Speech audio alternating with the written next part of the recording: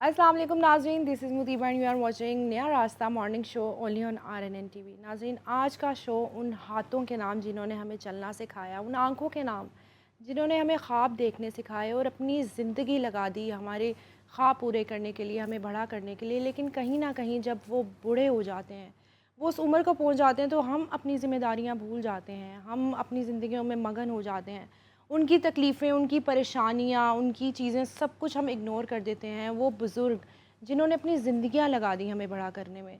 तो जी हाँ नाज़रीन, आज हम मनाएँगे world elderly abuse awareness day, क्योंकि बहुत से बुज़ुर्ग ऐसे हैं जो फ़िज़िकली अब्यूज़ हो रहे हैं और साथ-साथ मेंटली भी अब्यूज़ हो रहे हैं, और वो किसी को बता भी नहीं सकते कि भई मेरे इस बेटे ने या इस बेटी ने मेरे साथ ये सलूक किया, और वो उसी ट्रॉमा में अपनी बुज़ुर्गी गुज़ार के जो है ज़िंदगी से रुखसत हो जाते हैं। तो हम आज इस टॉपिक पे बात करेंगे, खुल के डिस्कस करेंगे कि आखिर वो भी इंसान है, उन्होंने अपनी पूरी ज़िंदगियाँ इन्वेस्ट कर दी हैं।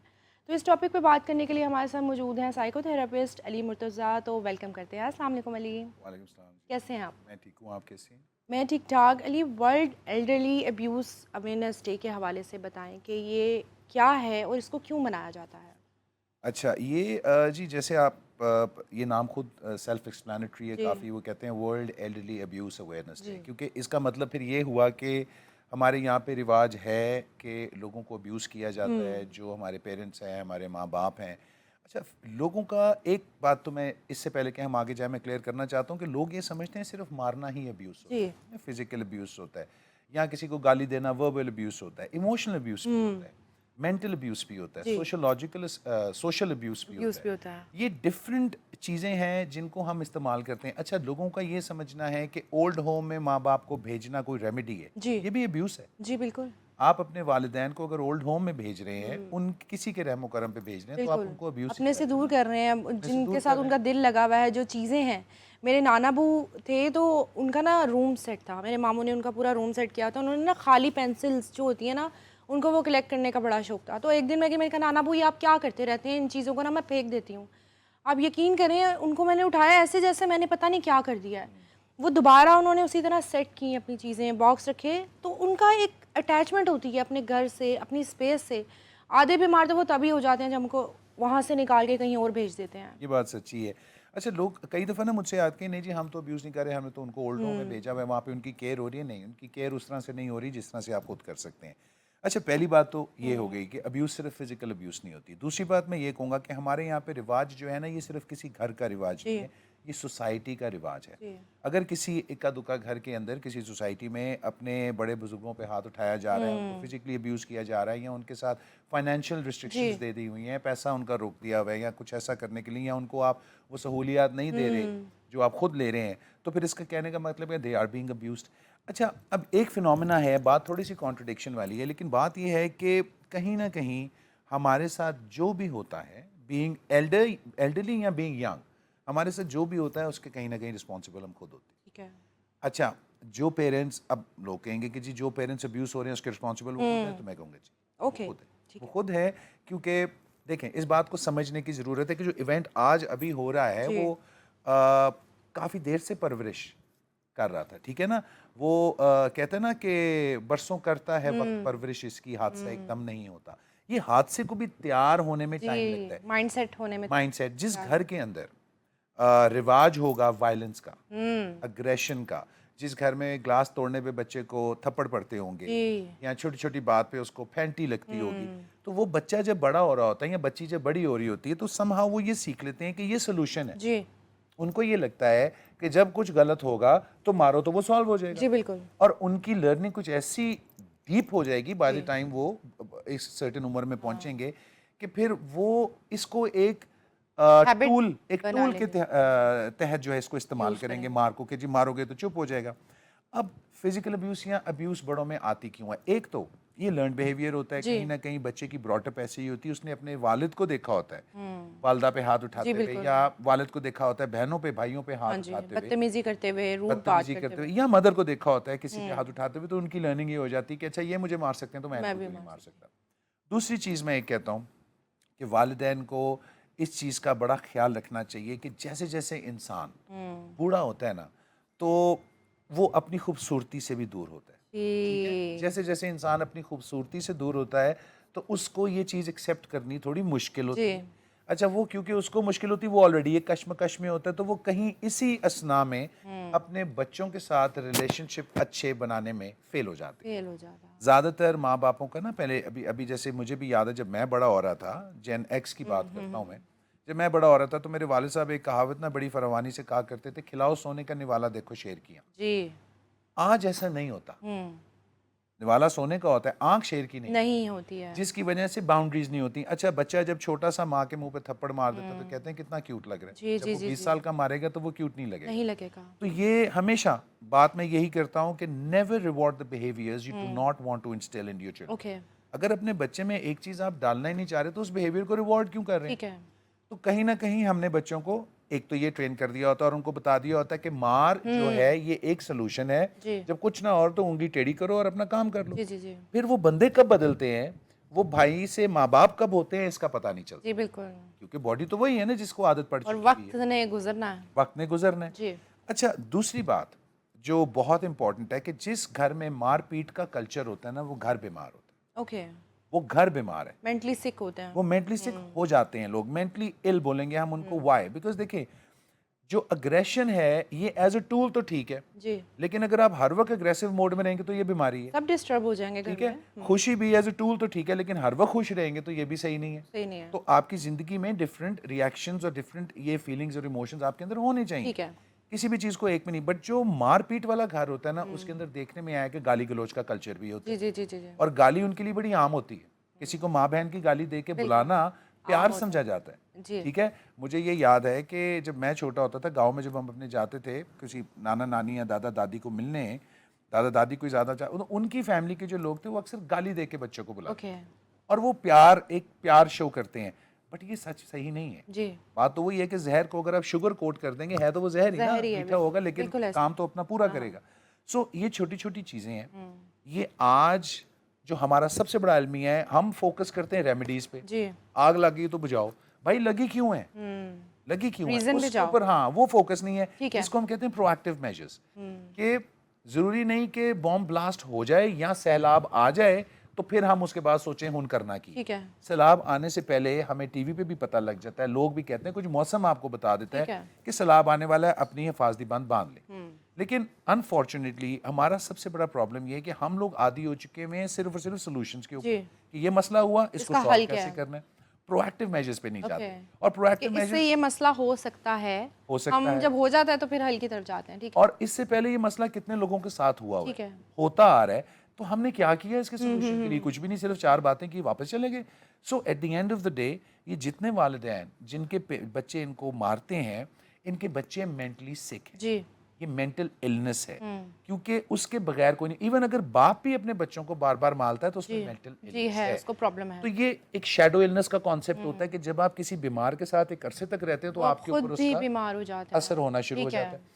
और उसी तरीके से फिर एक फैमिली बनती है, और फिर वो फैमिली जब वो बच्ची शादी करा के अपने घर जाती है, जब वो बच्चा किसी की बेटी सब को लेके आता है, डिस्टर्ब रहते वो हैं। सब डिस्टर्ब हो जाते हैं, और फिर लड़ाई झगड़े का एक वो शुरू हो जाता वो शुरू हो जाता है। लेकिन कहीं ना कहीं मैं ये देखती हूँ कि बड़ी फैमिलीज़ हैं जो बड़े अच्छे से चलते हैं, अपने बच्चों को पैम्पर्ड करते हैं, ख्याल रखते हैं। अगर हम एलीट क्लास की बात करें, उन लोगों में तो ये चीज़ बड़ी वो है कि बड़ी रख रखाव रखना है चीज़ें, उनके बच्चे भी उनको छोड़ के चले जाते हैं। देखिए, एलीट क्लास की अगर हम बात करें ना, जो बिल्कुल आज की एलीट क्लास है, और जनरेशन ए की बात करें या जी जनरेशन जी की बात करें, तो मैं आपको बताऊं इनके अंदर फीलिंग्स नहीं है, इमोशनल डिस्कनेक्ट है। मैं हमेशा कहता हूं, क्योंकि they are more connected to the internet rather than their family. Okay. ये बच्चे इंटरनेट पे सारा दिन लगा देंगे, अच्छा आपस में पास ही बैठे होंगे लेकिन व्हाट्सएप पे बातें होंगी। ये उस मोड, उस प्रोसेस को इतना एंजॉय कर रहे हैं, they have become addicted to that. Emotions नहीं है। इमोशंस नहीं है। अब वो क्या कर रहे हैं, वो ऑर्डर्स पे, कमांड पे ऑपरेट कर रहे हैं। ओके। ठीक है, कमांड ऑटो पे पे लगे ऑपरेट हुए कर रहे हैं, या जो अंदर से एक डिमांड आती है उस पे कमांड एंड डिमांड पे वो ऑपरेट कर रहे हैं। इमोशंस खत्म हो चुके हैं। कि इमोशंस कब आते हैं? जब आप किसी में इमोशंस इंस्टिल करें। ठीक है। बच्चा जब छोटा होता है उसको आप वैल्यूज बताएंगे, बहन है, ये भाई है, ये माँ है, आपने एक दिन ऐसे एक चलना है, मील तो ऐसे करना आपने है, ऐसे हाँ करना है। साथ कहना है, जब ये आए तो इनको ऐसे इंपॉर्टेंस देनी है। आजकल ऐसा नहीं जी। है, रिश्तेदारों के पीछे उनकी बदतरीफियां हो रही होती हैं बच्चों के सामने, तो जब रिश्तेदार आते हैं तो बच्चे और बदतमीजी करके दिखाते ये हैं। तो बदतमीज है, हम क्यों इज्जत करें। एग्जैक्टली। बिल्कुल ऐसे है। तो ये जो माइंडसेट है ना, ये एक इमोशनल डिस्कनेक्ट का प्रॉब्लम है। और आजकल के बच्चे इतना कॉन्सेप्ट है, अभी मैं कल किसी एक जगह पे प्रोग्राम करने गया हुआ था, एक चैनल टीवी चैनल पे, और वहाँ पे ना खातून ने मुझसे पूछा, उनकी सिस्टर ने मुझसे पूछा जी। जिनके साथ मेरा प्रोग्राम, तो उन्होंने कहा कि सर लाहौर में तो इक्का दुक्का ही ओल्ड होम्स हैं। तो मैंने कहा आपको पता है कि अल खिदमत जो अकेली है वो 24 के 26 ओल्ड होम्स चला रही है, Okay. अकेली अकेली ऑर्गेनाइजेशन। ऑर्गेनाइजेशन। आप के बात कर रही हैं कि सिर्फ इक्का दुक्का है। एक दो मेरे घर के 3 घर छोड़ के एक साथ घर मेरे दोस्त का घर था जो ओल्ड होम बन चुका ठीक हुआ है। है। मेरी लेन के अंदर 5 ओल्ड होम्स। मतलब यहाँ पे लोग जो है ट्रेंड आ गया है। ट्रेंड आ गया हुआ है। और लोग मैं बेच आपको रहे हैं। बताऊं, मैं बड़े क्लोज एक फैमिली थी जिनका मुझे बड़ा अफसोस हुआ कि जब वो 4 बच्चे थे और उनकी वालदा जब आखिरी वक्त पे आई तो चारों में से कोई बच्चा रिस्पॉन्सिबिलिटी लेना नहीं चाह रहा था, और चारों, कोई इंग्लैंड में, कोई इधर उधर वेल सेटल हैं, और उनमें उन्होंने फैसला किया कि मदर को ओल्ड होम में कर दें। और कॉल उन्होंने मुझे की, क्योंकि मेरे घर से 2 घर छोड़ के ओल्ड होम था। तो मुझे कहा कि अली यार आप ज़रा प्लीज़ पता कर दो कि, तो मैंने कहा आपको किसके लिए चाहिए? कहता है अम्मी के लिए। तो एक माँ 4 पालती है, 4 मिलके एक नहीं पाल एक सकती। नहीं पाल ठीक सकते है, हैं। इस चीज को भी समझना, ये माइंडसेट है। और ये माइंडसेट डेवलप कैसे होता है? जब बच्चे से माँ बाप डिमांड नहीं करते। हमारा प्रॉब्लम ही यही है। Yes, you are right. जब आप बच्चे से डिमांड नहीं करते, जिम्मेदारी ही नहीं डालते हैं। नहीं नहीं बेटा, इट्स ओके, आपने परेशान नहीं होना। हम बचपन से बच्चे को ये कहते हैं आपने हमारे लिए परेशान नहीं होना, वो फिर नहीं होता है। एग्जैक्ट। मेरे वाले साहब की मुझे अक्सर बात में याद आती है कि मेरे वाले साहब, माय फादर इज माशाल्लाह से वेरी वेल सेटल्ड बिजनेसमैन। उन्हें अपनी ज़िंदगी में वन मैन शो ही थे, सेल्फ मेड आदमी थे। ज़िंदगी में उन्होंने वो तरक्की की जिसका शायद मैं ख्वाब भी नहीं कर सकता, मैं सोच भी नहीं सकता कि मैं उन जगह जाऊंगा। मैं अपने वाले साहब का 10% भी बन जाऊँ ना, तो मेरे से ज़्यादा सक्सेसफुल आदमी आज की दुनिया में नहीं होगा। बट मैं वो 10% भी नहीं बन पा रहा। अच्छा, मेरे वाले साहब हमेशा मुझे एक बात कहा करते थे कि यार मेरी तूने ज़िंदगी में फिक्र नहीं करनी, अपनी वरी कर, ओके। अपने लिए काम करो। और ये बड़ी बड़ी बात समझने वाली है। अच्छा, वो अपनी तरफ से प्यार दिखाते हैं, लेकिन बच्चे, मैं ऐसा नहीं समझा, क्योंकि अल्हम्दुलिल्लाह, अल्लाह का शुक्र है, मैं एक ऐसी फील्ड में पड़ गया कि मेरे सामने काफ़ी चीज़ें खुल के आ गई। शायद ना ये होती तो मैं भी बेरारवी में होता। तो मैं अपनी वालदा से कहता था कि हमें पापा तो यही कहते हैं मुझे कि तुमने मेरा कभी फिक्र नहीं करना। आप मुझे कहती हैं कि जब माँ बाप बूढ़े हो जाते हैं तो बच्चे फिक्र करते हैं, तो फिर इसका मतलब है कि my father is well settled, he doesn't need me. तो उन्होंने कहा नहीं, ऐसा नहीं है। ऐसा नहीं है। जब इंसान बूढ़ा होता है, चाहे उसके पास जो कुछ भी हो, करोड़ों क्यों ना हो, अपनों की आपका जो 100 भी दिया है ना उनको, आपकी जो की हुई है, वो आपकी आखिरत है। बिल्कुल ऐसे है। ठीक है, आपका अगर ये ख्वाब एज ए चाइल्ड नहीं है तो आपको कोई हक नहीं है कि आप अपने आप को किसी का भी बच्चा खिला सके कि मेरे माँ बाप को मेरे पास कोई चीज हो ना हो, इनके पास कमी ना हो। जी जी। अगर आप ये अपना माइंडसेट बना लेंगे ना कि मेरे पास कुछ हो ना हो, मेरे माँ बाप को कमी ना हो, खुदा की कसम आपको कमी नहीं होगी। मैं अक्सर अपनी वालदा को ये कहता हूँ, I am not the richest man, मैं दुनिया का कोई अमीर तरीन आदमी नहीं हूँ। आई एम स्टिल एक रास्ते पे हूँ, एक प्रोग्रेशन के रास्ते पे हूँ, चल रहा हूँ, मेहनत कर रहा हूँ, दौड़ता हूँ। तो मैं अपनी वालदा से ये कहता हूँ कि अम्मी ऐसे भी हो सकता है, कहता होता था कि काश कोई आए मुझे सोता हुआ जगाए और कहे ये पैसे लो और चला जाए। और आप यकीन कीजिए मेरे साथ ऐसे हुआ। मैं कई दफ़ा अपने प्रोग्राम्स में कह सका हूँ, लोगों ने मुझे सोते हुए उठाया और पैसे दिए और चले गए।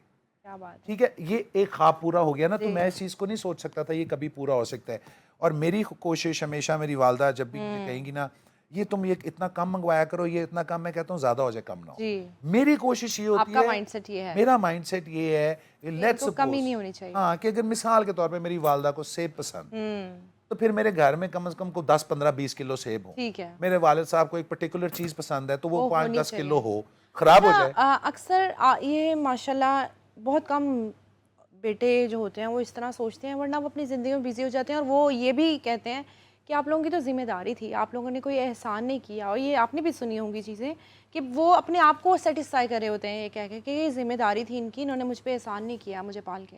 आपने 100% ना इसका जवाब खुद ही दिया।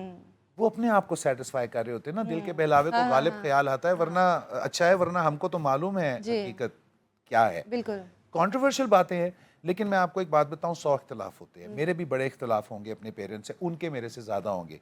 मेरी वालदा की एक ही ख्वाहिश रही कि पढ़ते रहो, पढ़ते रहो, पढ़ते रहो, जब तक जिंदा हो पढ़ते रहो। और काफ़ी ज़िंदगी का अरसा मैं नहीं पढ़ा, काफ़ी नहीं, उस तरह से नहीं पढ़ा, बस पास हो गए, स्कूल्स गए, बस ये कर लिए। ये जो क्रेज था ना, ये देखें बड़ा काम होता है माँ बाप का। अगर माँ बाप एक रिश्ते को अच्छा नहीं बनाते ना बच्चे के साथ, मिसाल के तौर पे ऐसे माँ बाप भी मैं देखता हूँ आजकल कि जो अपनी ज़िंदगी में बहुत मगन है और उनके बच्चे हमारे पास रिहैब्स में पड़े। ठीक है, अच्छा उसमें उनका भी कसूर नहीं है, जी जी जी, उनका भी कसूर नहीं है। रिहैबिलिटेशन में आने वाले लोग ना कोई लूजर्स नहीं होते, जी। इसको याद रखे। दुनिया में जितने कामयाब लोग हैं ना, they've been in and out of okay okay okay. Jennifer Lopez उठा ले, माइक टाइसन उठा ले, माइकल जैक्सन उठा ले, नेम एनी पर्सन, यस, ये वही ये कोई लोग हैं बुरी जो बात रिहैब्स नहीं में। है अगर वो जाते हैं अपने आप को ट्रीट करवाने के लिए। अगर तो अपने आप को इलाज कराने के लिए जी। जा रहे हैं, ये तो अच्छी बात है। इसका ये मतलब है कि उन्होंने अपने आप में कमी ढूंढी है। तो उनको पता लगा ना हाँ। कि हमारे में ये कमी है, लेट्स डू इट। जी। अच्छा, दूसरी बात ये है कि मैं पेरेंट्स को एक और बात कहता हूँ कि आपका कल आपके आज के रिश्ते पे मुयस्सर है, ठीक है, ये इट्स बेस्ड ऑन इट। जैसे मेरी वालदा अक्सर मुझे यही कहा करती थी कि आपने ये पढ़ के जिंदगी में ये गाइडेंस उनकी जी, जी, होती है ना। बिल्कुल। अच्छा, अगर मैं इसी चीज को उनके अगेंस्ट रख लूँ, ज्यादा देखने में ये आया है कि जिस माँ के ज्यादा बच्चे होते हैं उसको ज्यादा प्रॉब्लम्स होती है, जिसके एक होते हैं उसको कम होती है। क्योंकि देखें, एक का जो रिलेशन होता है ना अपने माँ बाप के साथ, वो चार का नहीं हो सकता। और वो फिर कहते हैं ना, आपने उस वाले को ये कहा, उस वाले को मुझे ये नहीं कहा, मुझे उसको ये दिया, मुझे नहीं दिया, वहां पे ही एक जंग कलर्स शुरू हो के ऊपर जाती है। लड़ाई हो जाती है, उसको काला दिए मुझे नीला क्यों दिया, हाँ, ऐसे ही है। You know. सो ये तो वही बात है ना कि बहाना ढूंढना किसी चीज के बारे में करना। बट ये जो अब्यूज का कॉन्सेप्ट है ना, अगेन मैं वही बात करूंगा कि ये घर बीमार होते हैं। तो जितने भी लोग अपने वालिदैन पे अब्यूज करते हैं, उनसे जान छुड़ाते हैं, एक उसमें फैक्टर ये भी बहुत बड़ा होता है। बट ये छोटे फैक्टर्स हैं कि जी फाइनेंशियल। अब एक बात है जहाँ पे पेरेंट्स थोड़ी सी ना गलती ये कर जाते हैं कि वो, अगर तो मिसाल के तौर पे आपने अपने बच्चों में से, अगर आपके 3-4 बच्चे हैं, जिसको जो देना है अपनी लाइफ में दे, बाद में प्लीज डू लड़ाई नॉट है। वेट। आपने एक वीडियो देखी है इस्लामाबाद F10 की? दो बहनें घर के बाहर खड़ी हैं, बहुत बड़ा लेविश घर है, दो भाई निकले हैं और उन्होंने उन दोनों बहनों को बहुत मारा है सड़क पे, दुनिया देख रही है। और वो क्या है कि प्रॉपर्टी इशू है। प्रॉपर्टी, माँ बाप के जाने के बाद फिर ये होता है। देखिए, एक तो ये होता है, दूसरा मैं आपको एक बात बताऊं, अगर तो याद रखें, ये बड़ी डीप बात है, अगर तो आप अपनी लाइफ में अगर नहीं देना ना बच्चे को, उसको बोलो नहीं देना, मैं हाँ, जाओ। ओके जाओ, जो करना है आप करो, मर्जी सारी माँ बाप की है, इसमें कोई माँ बाप पे नहीं है। अगर माँ बाप को लगता है कि ये मेरा बच्चा हलाली है, ये मेरा करेगा और मैंने इसको देना है, वो दे, टोटल उनकी मर्जी है, मैं उसमें नहीं बोल। लेकिन अगर तो देना है अपनी लाइफ में दें, आपकी इज्जत 10 गुना ज्यादा बढ़ ठीक है। आपके लिए। रोजाना माँ बाप को ये लगता है कि अगर हमने दे दिया तो हमारी वैल्यू नहीं होगी, नहीं। लेकिन ऐसे भी होता है ना, नहीं, मतलब लेकिन जो पेरेंट्स दे देते हैं वो फिर माँ बाप को साइड पे कर देते हैं और वो अपनी जिंदगी में मगन हो जाते तो हैं। जो पेरेंट्स नहीं देते ना, उनके बच्चे वेट कर रहे होते हैं for them to die. Okay. कितनी अफसोस की बात है। Okay. वो रोज दुआ कर रहे होते हैं कि जानते नहीं, जान के तो मेरा कुछ बनेगा। देखिए, किसी की तरक्की को ना अपने जाने से एसोसिएट मत। ठीक है। अगर किसी को देना है दे दे, नहीं देना मत दे, उसको बता दें ताकि उसको भी पता हो कि मैंने जो करना है मैंने करना है। जिंदगी में कोई भी सक्सेस का फॉर्मूला नहीं होता, मैं आपको बता दूं, लेकिन फेलियर का फॉर्मूला मैं आपको बता सकता हूँ कि फेल कैसे होना है। वो सबसे आसान काम, ऑपोजिट करती रहे। ठीक है। अब जो पॉइंट आता है कि माँ बाप वजूहात ये बताते हैं, एक सबसे बड़ी वजह साइकोलॉजिकल इलनेस है, दूसरी सबसे बड़ी वजह मिस यूज, सब्सटेंस अब्यूज है, मिस यूज ऑफ ड्रग्स है। ज्यादातर ऐसे घरों में जहाँ पे गुस्सा पाया जाता है ना, वहाँ पे सब्सटेंस जरूर होता है। ओके। जरूर होगा, या अल्कोहल होगी, या सिगरेट्स होंगे, या कोई चर्स होगी, या उनका चाइल्डहुड ट्रॉमा होगा, या चाइल्डहुड ट्रॉमा होगा जिसकी वजह से ड्रग्स आ गई होंगी। ठीक है। ठीक है। अच्छा, ऐसे लोगों में एक तो साइकोलॉजिकल इम्बैलेंस, दूसरा ड्रग एडिक्शन, ये जरूर पाई जाती है। ठीक है। अब एक बंदा जो ज़हनी तौर पर बीमार है और उसको नशा भी लगा हुआ है और वो अपने माँ बाप पे मार रहा है, उसको बिठा के आप समझाएंगे कि बेटा ऐसे नहीं करना, तो वो समझ जाएगा। He needs treatment. एग्जैक्टली। इसका जवाब इतना आसान नहीं है जितना हमें लगता है कि क्या रेमेडी हो गई।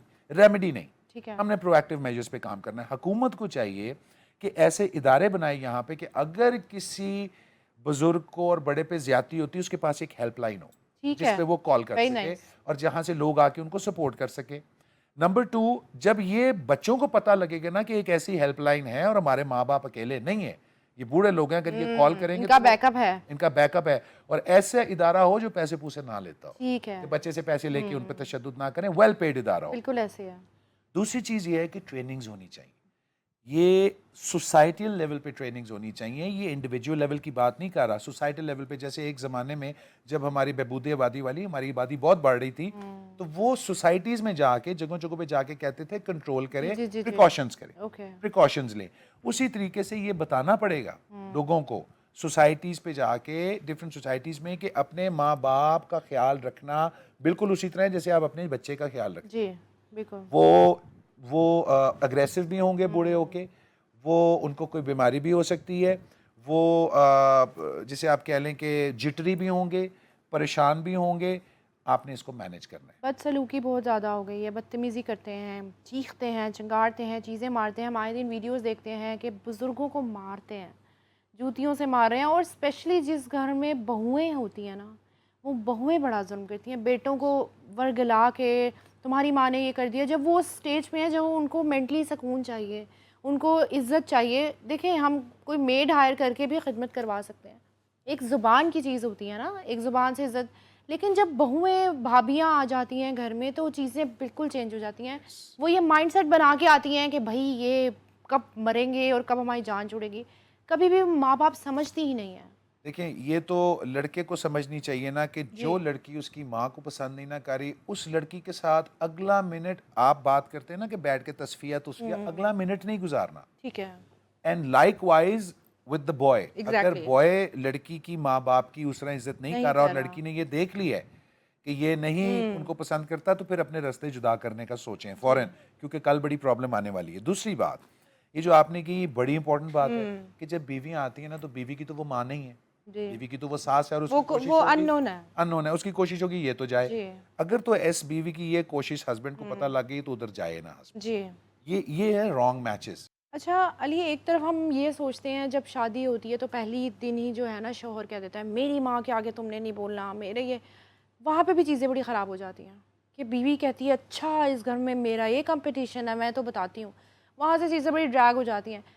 शौहर को भी चाहिए एक्ट करके उसको बताए कि भाई उनकी ये वैल्यू है, आपकी ये वैल्यू है, दोनों ने किस तरह घर में चलना है, तो चीज़ें काफ़ी डिफरेंट हो जाएंगी। देखिए, एक बात तो मैं सबसे पहले ये कहूँगा कि वो शौहर तो सिरे से ही गलत है जो अपनी बीवी को कहता है मेरी माँ को तुमने खुश रखना है। इसका मतलब ये है कि वो अपनी माँ को खुश नहीं रख सका। अगर ठीक है। उसको नहीं रख सका तो वो आपको भी नहीं रखेगा, समझ जाए बीवी। Very perfect. दूसरी चीज़ ये है कि बात कड़वी से कड़वी हो ना, उसको करने का तरीका हो, करने का तरीका है। अगर आप तमीज़ से, प्यार से और म्यूचुअल रिस्पेक्ट से कोई बात करेंगे, अगला ना चाहते हुए भी करेगा। बिल्कुल। अगर आप कड़वे लहजे से करेंगे, वो चाहता हुआ भी नहीं करेगा। जी। So point at the end of the day क्या है? मुझे शेर याद आता है कि कुछ उंज भी रावा औखियां सन, कुछ गल विच गमा दा तौक भी सी, कुछ शहर दे लोग भी जालम सन, कुछ सन बरंदा शौक भी। बिल्कुल।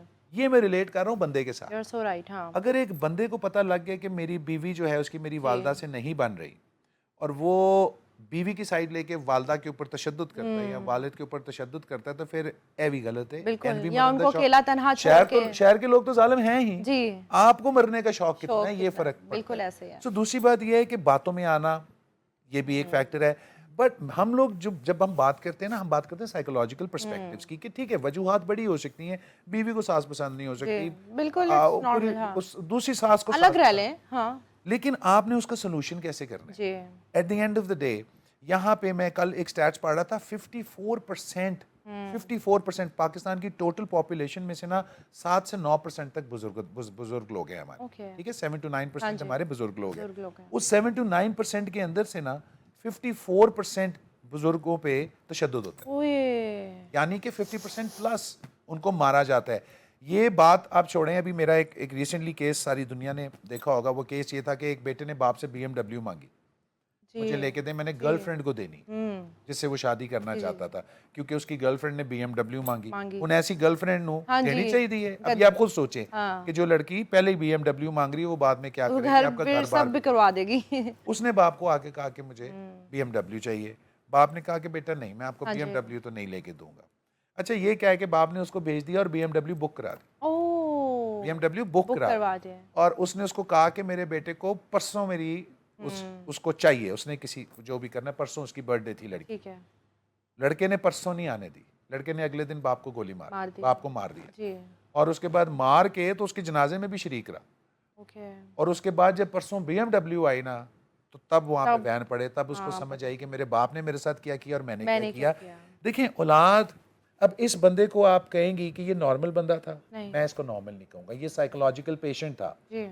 अगर इसका ट्रीटमेंट हो गया होता ना बचपन से, क्योंकि बाद में सुनने पे आया मुबैना तौर पे कि वो नशों का भी आदी था, ये काम भी कर रहा था, तो जब आपको पहले पता था ये उल्टे काम कर रहा है तो तब पकड़ना। अब देखें ना, यहाँ पे बाप की भी गलती है। अगर ये वाला तो हमें नजर आ गया कि उन्होंने BMW बुक करा दिया, पता नहीं कितनी बार पहले ऐसा हुआ हो कि वो उसकी ख्वाहिश पूरी कर रहे थे। एग्जैक्टली वही बात आ गई ना कि जब हम बच्चों को हर चीज उनके मांगने पे दे देते हैं ना, तो फिर वो आपको उतना ही जलील करेंगे, क्योंकि आप सारी जिंदगी नहीं दे सकते। एक वक्त आएगा जब आपके भी फंड्स जो हैं वो फ्यूज आउट हो जाएंगे, फिर क्या करेंगे और जब ऐसे नहीं बच्चे होगा? खुद कुछ कर नहीं सकते, और वो कुछ नहीं कर आदत सकते पड़ क्योंकि जाती है। आपने उनको कुछ करने दिया नहीं। पेरेंट्स गलत हैं इस पेरेंट्स पॉइंट गलत पे। हैं। यू आर मैं राइट, हर हमेशा चीज मिसाल प्रोवाइड कर रहे हैं। मैं हमेशा ये बात करता हूँ कि मैं अल्हम्दुलिल्लाह एक 2 ऑर्गेनाइजेशन चला रहा हूँ, अपना काम करता हूँ, सारा कुछ करता हूँ, मेरे पास आईफोन नहीं है। जी, मैंने शायद एप्पल का कंप्यूटर भी मुझे अभी परसों किसी ने गिफ्ट ओके, किया है, तो मैं 2000 मॉडल जो मैं सोनी वेओ यूज कर रहा था ना उससे हटाऊं। ठीक है, सोनी वेओ आपको सुने हुए कितना अरसा हो गया ऐसे ही होगा, है बिल्कुल। ठीक है। I was literally using that computer, और ये फोन तो किसी ने शायद तरस खा के मुझे हाँ कहा खुदा का वास्ता ले, यार ये ले, तू नहीं अफोर्ड कर सही, सकता।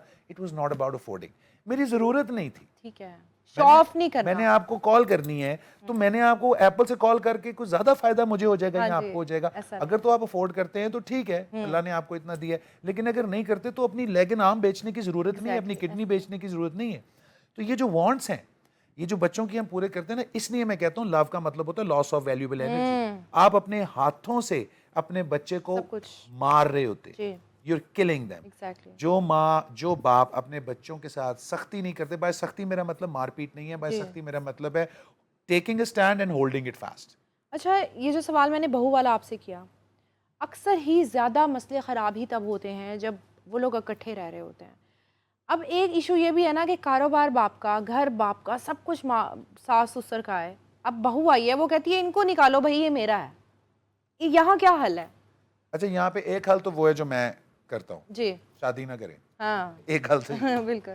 दूसरा हल ये है कि जो कर लिया है तो फिर उन पुख्तो। क्योंकि देखें, अगर आपकी, वो डॉक्टर जाकिर नाइक की मुझे एक बात बड़ी जबरदस्त लगती थी, वो कहते थे कि दोज़ख और जन्नत आपकी इस दुनिया पे ही है, जी, इस दुनिया पे ही है। अगर अच्छी बीवी मिल जाए तो वो जन्नत है, और बुरी बीवी मिल जाए ना तो दोज़ख है। अल्लाह भी तान माफ कर देगा, और कहेगा जी तेरे नाल लइया पुत्र, जितना अजाब नाजिल हो जितना जाए। आप पे अजाब हुआ है। हम इसमें कतन, मेरा कहने का मतलब नहीं है औरतें गलत है मर्द गलत है, हम दोनों ही गलत हैं, दोनों गलत हैं, हम बिल्कुल खता के पुतले हैं। बिल्कुल हम लोग गलतियां करके सीखते हैं, लेकिन ये जो गलती का है ना महवर, ये बहुत ज्यादा बड़ा है। बिल्कुल इसका जो लेवल है कि जी माँ बाप पे हाथ उठाना, बेबस लोगों पे, वो बेबस है ना। बेबस है, तो समझें कि वो बच्चा जो हाथ उठा रहा है, या तो उसको इतना पागल कर दिया गया हुआ है, जी, या वो पागल है, या उसको साइकोलॉजिकल इलनेस है, तो उसका इलाज कराना बर ठीक वक्त है। जब पता लगे।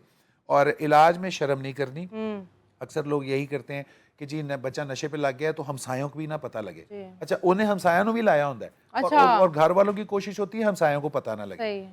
जब चांद चढ़ता है ना तो दुनिया पहले देखती है, आप बाद में। घर वाले बाद में देखते हैं, बिल्कुल सो ऐसे ही है। इन चीज़ों को देखना और इस चीज़ के ऊपर फोकस करना कि देखें बीवियां भी आएंगी, सासों की उनसे बननी भी नहीं हाँ है, जी, बिल्कुल, ये हस्बैंड नॉर्मल है। शराब भी पिएगा, सारा कुछ होगा। इन चीज़ों को प्रोएक्टिवली अगर आप केटर करेंगे ना तो ये फिनोमेना रुकेगा, वरना ऐसे हम जितने मर्जी इंस्टीट्यूशंस बना दें। ठीक है, पुलिस ने कितना क्राइम रोक लिया मुझे आप बिल्कुल बताएं। ऐसे ही है, क्राइम सीसीटी होता रोज मार रही है ना लोग, वो खत्म कर देती है जो हरासमेंट करते जी हैं, जो जी औरतों जी, को तंग करते हैं, जो इस तरह के हैं, क्योंकि जीरो टॉलरेंस फॉर क्राइम कर दिया है। लेकिन आप देखिए रोज क्रिमिनल्स पैदा होते हैं, रेशो कम हो जाता है, जी, रेशो कम होता है, क्रिमिनल्स पैदा हो रहे होते हैं। तो जिस क्राइम में आप किसी क्रिमिनल को मारेंगे एक और क्रिमिनल पैदा हो जाएगा। बिल्कुल ऐसे है। इसलिए मैं कहता हूं कि जेल्स को करेक्शनल सेल्स होना चाहिए, जेल्स की जगह करेक्शनल सेल्स होने चाहिए कि अगर वो बिल्कुल, जेल में कोई जाता है तो कोई ठीक होके बाहर आए। जेल्स में कोई साइकोलॉजिस्ट के विजिट्स हों, जेल में कोई मेडिकल डॉक्टर्स के विजिट्स हों, जेल में कोई साइकाइट्रिस्ट के विजिट्स हों। अच्छा, घरों में भी होने चाहिए, घरों देखिए, में विजिट्स, कुछ घर होने चाहिए जहाँ पे विजिट्स होने मैं चाहिए। इसलिए कहता हूँ ना सोसाइटी लेवल पे हो, जहाँ पे जी, हर घर को जरूरत हो कि जी, भाई आपने ये वीक में एक दफा ये क्लास अटेंड बिल्कुल करनी, ऐसे गवर्नमेंट की तरफ से होना चाहिए कि गवर्नमेंट की वो तरफ से होना एग्जैक्टली। चाहिए। ये हमने अगर एनलाइटन करना है अपने लोगों को, बिकॉज देखें ज्यादातर, मैं आपको एक बात बताऊं, मैं जब बड़ा हुआ हूं ना, मेरा जितना भी ग्रुप था ना, मेरे ज्यादातर ग्रुप के अंदर से ना बड़े कम लड़के ऐसे थे जो अपने वालिदैन की इज्जत करते थे, खुदा की कसम खा के बता रहा हूँ, और हम उनमें से थे। और जब हम कहते थे ना, नहीं जैसे मैं अपने वाले साहब को पापा जी बोलता था तो वो कहते तू इतना बड़ा हो गया पापा जी क्यों बोलता, पापा बोल। ओ, ये इस तरह वो आपको रोकते, फिर जी, कहते हैं तुम बहुत शरीफ हो। ब्रेन वॉश करते हाँ, हैं। अपने माँ बाप को यूं ट्रिक करके यूं आओ, स्कूल के लिए जाओ, वहां से निकल जाते हैं हम आगे। ये लोग आपको हाँ खराब जी, करते करते हैं हैं। क्योंकि खुद तो वो हो चुके होते हैं। सो जो घरों के अंदर, ये सोसाइटीज के अंदर, एक घर में नहीं होता, ये पूरी पूरी सोसाइटी में होता है, कल्चर होता ऐसे है। ही है। और हमारे पंजाब में ये कल्चर बन चुका हुआ है। अच्छा, आपने देखा है कुछ बेटे बड़े ही प्यारे होते हैं, कुछ बेटे फूल बना के रखते हैं अपने वालिदैन को, और ना वो पढ़े लिखे होते हैं ना उनको भाग लगे होते हैं। हम कहते हैं भाई इसने तो कुछ पढ़ा भी नहीं, उसने तो ज़िंदगी में कुछ किया नहीं, अल्लाह ताला उनको वैसे ही भाग लगा देते हैं क्योंकि वो अपने माँ बाप को इस तरह रखते हैं और मतलब अश्क आता है ऐसे लोगों पे कि ये लोग भी हैं। देखिए माँ बाप से भी गलतियाँ होती हैं, सबसे गलतियाँ होती हैं। जब बच्चा गलती करता है तो हम कहते हैं बच्चा है, तो इसी तरह जब बड़े गलती करते हैं हम कहते हैं चलो कोई बात नहीं, बुजुर्ग है, हम भी तो दरगुजर कर सकते हैं। लेकिन ये जो पेशेंस है ना, ये अब बहुत कम रह गया हुआ है। तो वो जो डिफरेंस है ना कि भाग लगने वाला, भाग तो लगते हैं, ये तो आपने भी देखा होगा, हमने भी देखा है। 100% ये हाँ। बात है कि जब तक आपके पीछे माँ बाप की दुआएं हो ना, तो जी। आप जिंदगी में फेल नहीं हो सकते। फेल नहीं होते, ठीक ये है? तो फैक्ट है। अच्छा, लेकिन एक बात मैं आपको एक बात बताऊं कि देखिए हमने दोनों एस्पेक्ट्स देखने हैं ना। जी। हमने किसी को, क्योंकि माँ बाप भी ह्यूमन बीइंग्स हैं। बिल्कुल। मैं उनसे ये कहता हूँ कि माँ बाप को भी और बुजुर्गों को भी ये सोचना चाहिए कि एक फिनोमेना होता है केयर गिवर बर्नआउट का, कि बंदा किसी की खिदमत करता करता कभी कभी थक भी थक जाता है। जाता अब आप यकीन माने कि थकने का मकसद क्या होता है, फिजिकली नहीं थकता। थकने का मकसद है, जैसे मैं अक्सर अपनी वालदा से कहता हूँ, मैं कहता हूँ यहाँ पे आके मुझे फील होता है कि मेरे 2-3 बहन भाई होने चाहिए। मैं बहुत नहीं फील होता है। हूँ तो कोई और ख्याल रखे। कोई और रखे। मैं अगर अमेरिका में भी हूँ तो मुझे वापस आके इनका ख्याल रखना है। मैं अभी जैसे 2 मिनट पहले मुझसे कोई पूछ रहा था अमेरिका छोड़ के आप पाकिस्तान क्यों आ गए, मैं कहा because of my parents. Parents. तो वो कहते हैं तो सर शादी करके बीवी छोड़ जानी थी। मैं कहा बीवी रहने दी। हाँ, ऐसे नहीं होता। मैं कहा तुसी छड़ के गए सी। हाँ जी। कहते हैं हाँ जी। तो मैं कहा फिर कहता now I am married in the US. So इन बातों को आपको समझना पड़ता है कि पेरेंट्स को भी थोड़ा सा समझना चाहिए कि एक अगर बच्चा है, जैसे मेरी तरह के बड़े बच्चे होंगे, ये चीज मुझे फील हुई, मुझे उनका कोई बोझ नहीं लगता, जी। क्योंकि उन्होंने मुझे कभी जिंदगी में नहीं। लेकिन मैं उनसे एक बात कहता हूँ, जी। मैं उनसे ये कहता हूँ कि जब आप देख रहे हैं ना कि एक करने वाला एक है और करवाने वाले ज्यादा हैं, तो फिर थोड़ा सा ना उसको स्पेस दे देनी जी। चाहिए, क्योंकि कई गलतियां इंसान भूल जाता है। ठीक है। जब आप कोई चीज़ भूल जाते हैं, आपके जहन पे बिजनेस भी हो, हाँ। घर भी हो, ग्रोसरी भी हो, नौकर भी हो, सैलरीज भी हो, घर के नौकरों की सैलरीज भी हो, कुत्तों का खाना भी हो, बिल्कुल। मज्जों का चारा भी हो, फार्म का दिमाग भी। चल रहा है, ठीक है, रश लगा हुआ है मिसाल दे रहा दिमाग। हूँ, एक बंदे के जहन में ये सारा कुछ चल रहा है। अच्छा, वालदा ने अगर कह दिया कि ये ऐनक मेरी खराब है, आपने ऐनक ठीक करवा के लानी है।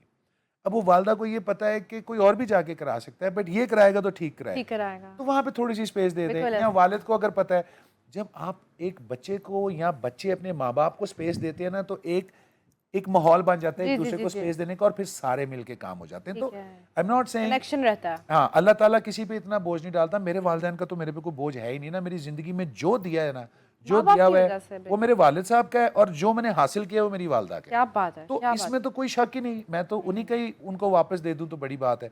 लेकिन ये माइंडसेट ना, मैं जब अपने क्लोज फ्रेंड्स में भी, फैमिली में भी देखता हूँ ना, तो मुझे लोगों में नहीं मिलता। और फिर मैं अपनी वालदा से आके कहता हूँ कि माँ जी, फलाने का फादर फौत हुआ, वो रोया नहीं, फलाने की वालदा फौत हुई, वो रोई नहीं, क्यों? तो मुझे कहती है बेटा अभी तुम नहीं समझोगे। अच्छा, आपको पता है मैं जब देखती हूँ ना कोई अपने पेरेंट्स से बदतमीजी कर रहा है, मैं उस शख्स की इज्जत नहीं कर पाती। एग्जैक्टली, होती ही नहीं। होती नहीं है होती अंदर से कि ये अगर अपने माँ बाप से इस तरह बात करे, दुनिया के लिए इवन। आप तो कुछ भी नहीं है उसके। बिल्कुल ऐसे ही है। तो ये बात बड़ी जरूरी है। हाँ। Eight the end of the day देखें, हमें खुद भी एज ह्यूमन बीइंग्स इस चीज को समझना जी। पड़ेगा कि जिस पेड़ से मैं टूट के गिरा हूं ना, अगर मैं उसको ओन नहीं ना करता, मेरी तो जात ही कोई एग्जैक्टली, कोई रूट्स ही नहीं है। रूट्स ही नहीं है। और ऐसा इंसान का कोई दोस्त नहीं होता, और ये किसी का दोस्त नहीं होता, और ये अकेला ही मरता है, और बड़ा बुरा। बिल्कुल ऐसे ही है। Thank you so much for your time Ali ji. नाज़रीन, हमने छोटी सी कोशिश की बताने की, समझाने की कि बुज़ुर्ग भी इंसान होते हैं, गलतियाँ सबसे होती हैं। हम ये नहीं कहते हैं कि भाई वो दूध के धुले हैं, उनसे गलतियाँ नहीं हुई, सबसे हुई होंगी। लेकिन अब वो अपनी उम्र के उस हिस्से में है जहाँ पे उनको कुछ समझ नहीं आ रहा, वो डिप्रेस हैं, वो परेशान हैं। एक पल के लिए ना अपने आप को वो बुज़ुर्ग बना के देखें, वो बाप, वो माँ की जगह पे जाके देखें जिसने अपनी पूरी ज़िंदगी हम बच्चों को बड़ा करने में लगा दी, और एंड पे हम कहते हैं कि हम इनका ख्याल रखें, और फिर उन लोगों को भाग नहीं लगते। हम जब अपने आसपास देखते हैं जो लोग अपने माँ बाप का ख्याल रखते हैं, इसमें कोई दो राय बात नहीं है कि वो बड़े खूबसूरत तरीके से सोसाइटी में चलते हैं, उनका नाम बनता है, लोग अलग से ही उनकी इज़्ज़त करते हैं क्योंकि उन लोगों को भाग लगे होते हैं। तो मैं इतना ही कहूँगी, अपने माँ बाप से प्यार करें, उनकी इज़्ज़त करें। आप लकी हैं कि अगर आपके घर में कोई बुज़ुर्ग है, उसकी इज़्ज़त करें, खिदमत करें, दुनिया आपके कदमों में होगी। इसी के साथ मुझे दीजिए इजाज़त, और अपना बहुत ख्याल रखिएगा। अल्लाह हाफ़िज़।